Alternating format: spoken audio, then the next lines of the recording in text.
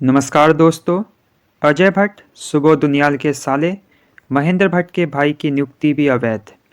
तो उत्तराखंड में चाहे मंत्री हो चाहे मुख्यमंत्री हो, सब के सब, चाहे पक्ष हो या विपक्ष हो, कोई नहीं है किसी से पीछे, क्योंकि सब हैं भ्रष्टाचार में लिप्त। चैनल पर नए हैं तो कर सकते हैं चैनल को सब्सक्राइब।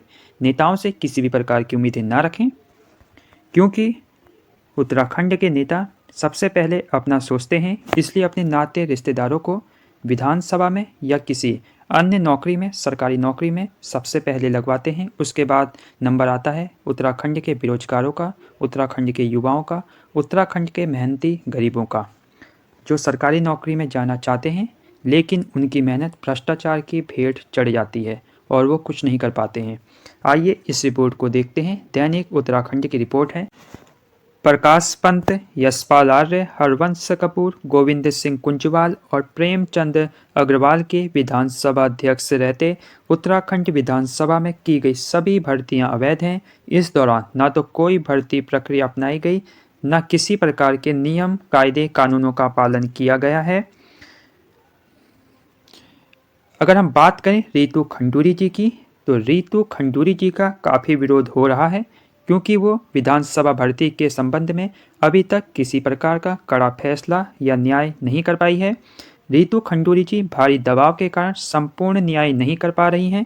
विधानसभा के बाहर रितु खंडूरी के पिता के मुख्यमंत्री रहते हुए भर्तियों पर भी जमकर नारेबाजी हो रही है। तो यहाँ खंडूरी जी के शासनकाल को भी घेरे पर लिया जा रहा है, क्योंकि कोई किसी से कम नहीं है। गौरतलब है कि केंद्रीय मंत्री अजय भट्ट के साले, धामी कैबिनेट के मंत्री सुबोध उनियाल के साले, भाजपा के प्रदेश अध्यक्ष महेंद्र भट्ट के छोटे भाई, देहरादून के मेयर सुनील उनियाल गामा की पत्नी, पूर्व कैबिनेट मंत्री सूरवीर सिंह सजवान के साले, भुवन चंद खंडूरी के खासम खास रहे प्रकाश सुमन ध्यानी की पुत्री, खंडूरी के दूसरे सलाहकार रहे महेश्वर बहुगुणा के पुत्र, तमाम रिपोर्टर के परिजन, नौकरशाहों के रिश्तेदार सहित सैकड़ों लोग बैकडोर से भर्ती किए गए हैं। लेकिन सवाल ये है, जब ये बैकडोर से भर्ती की जा रही थी तो उत्तराखंड में सरकारें खामोश थी। राज्य गठन से लेकर 2022 के विधानसभा चुनाव की आचार संहिता लागू होने से पहले तक उत्तराखंड विधानसभा में जमकर बैकडोर भर्तियों के नाम पर भ्रष्टाचार का खुला खेल खेला जाता रहा, लेकिन किसी ने इस खेल को रोकने की कोशिश नहीं की। अगर बॉबी पवार जी आगे नहीं आते तो ये खेल चलता ही रहता। धन्यवाद है बॉबी पवार जी का, जिन्होंने हिम्मत की।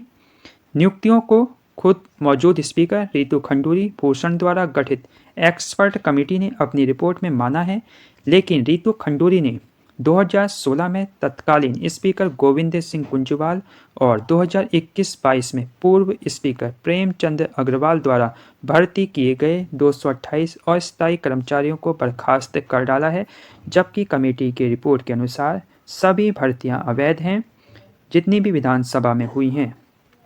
2001 से 2015 तक बैकडोर से भर्ती होकर स्थायी हो गए 168 कर्मचारियों पर एक्शन नहीं लिया है। तो अभी तक इनके संबंध में एक्शन क्यों नहीं लिया गया है, इसको लेकर तमाम सवाल उठाए जा रहे हैं रितु खंडूरी जी के सामने। जबकि खुद रितु खंडूरी जी द्वारा बनाई गई विशेषज्ञ समिति ने अपनी रिपोर्ट में तमाम नियुक्तियों को असंवैधानिक करार दिया गया है। लेकिन न जाने रितु खंडूरी जी अब तक न्याय क्यों नहीं कर पा रही है, न जाने किसका दबाव उनके ऊपर है। काशीपुर के आरटीआई कार्यकर्ता और वकील नदीम जी ने सूचना के अधिकार के तहत एक्सपर्ट कमेटी रिपोर्ट को लेकर जानकारी मांगी थी, जिससे ये तथ्य फिर उजागर हुआ है। स्पीकर द्वारा बनाई गई विशेषज्ञ समिति ने विधानसभा की 396 तदर्थ नियुक्तियों को असंवैधानिक माना था और 2001 से 2015 तक की गई 168 नियुक्तियों पर सुप्रीम कोर्ट के निर्णय के आधार पर परीक्षण कराकर एक्शन लेने की सिफारिश की थी। नदीम जी द्वारा सूचना मांगने पर विधानसभा की वेबसाइट पर एक्सपर्ट कमेटी की रिपोर्ट को सार्वजनिक कर दिया गया है। रितु खंडूरी जी द्वारा उत्तराखंड विधानसभा की नियुक्तियों की जांच के लिए बनाई गई विशेषज्ञ समिति ने अपनी रिपोर्ट 20 सितंबर 2022 को सौंप दी थी। इसमें 2001 से लेकर 2021 तक की गई सभी 396 तदर्थ नियुक्तियों को असंवैधानिक और गलत माना है। इसमें 228 नियुक्तियों को निरस्त करने योग्य माना है। रिपोर्ट के सार्वजनिक हो जाने के बाद रिपोर्ट के अध्ययन के बाद खुलासा हुआ है कि विधानसभा सचिवालय में कार्मिकों की नियुक्तियों के विधि विरुद्ध होने न होने संबंधी आख्या के पैरा 12 में सभी 396 तदर्थ नियुक्तियों को असंवैधानिक माना गया है। स्पष्ट उल्लेख किया गया है इसमें विधानसभा सचिवालय में वर्ष 2001 से 2022 तक की गई तदर्थ नियुक्तियों हेतु सभी पात्र और इच्छुक अभ्यर्थियों को समानता का अवसर प्रदान नहीं किया गया, तो यहाँ सीधा सीधा मूल अधिकारों का हनन हुआ है। भारत के संविधान के आर्टिकल 14 और आर्टिकल 16 का यहाँ उल्लंघन किया गया है। तो ये लोग संविधान को भी नहीं मान रहे हैं। इस प्रकार के हमारे नेतागण हो चुके हैं उत्तराखंड में। कहाँ जाए गरीब, कहाँ जाए बेरोजगार, कौन करेगा इनके साथ न्याय। आख्या के पैरा 4 में जिन पदों पर 396 तदर्थ नियुक्तियां की गई हैं उन 24 पदों का उल्लेख किया गया है, जिसमें प्रतिवेदक के 20 पद हैं, संपादक के 5, अनुभाग अधिकारी के 1, डिप्टी मार्शल का 1, सूचना अधिकारी का 1, अपर निजी सचिव के 40, समीक्षा अधिकारी के 13, सहायक समीक्षा अधिकारी के 78। तो सहायक समीक्षा अधिकारी के 78 पद, जिसमें बेरोजगारों को मौका नहीं दिया गया और नाते रिश्तेदारों को भर लिया गया।